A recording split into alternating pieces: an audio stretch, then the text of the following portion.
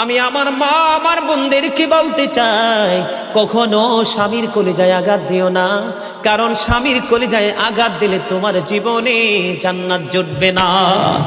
আজকে আমাদের সমাজের মধ্যে এরকম অনেক লোক দেখা যায় বন্ধু, নববধূ ঘরে রেখে কোথাও হারিয়ে যায়, অচিন দেশে হারিয়ে যায়।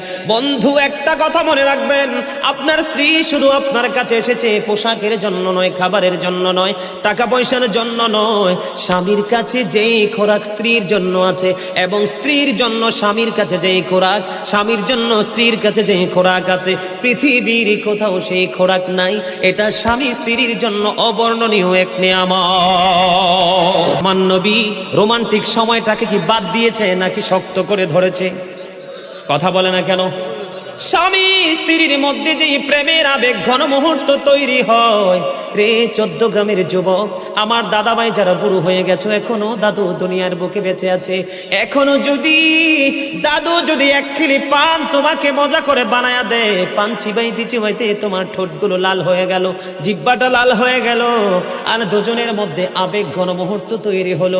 আমার নবী বলেছে স্বামী স্ত্রী এই রোমান্টিক সময়টাতে যদি 1 ঘন্টা যদি কাটাইতে পারে রে, তাহলে 1 বছরের নফল ইবাদতের সওয়াব দিয়ে দিবে।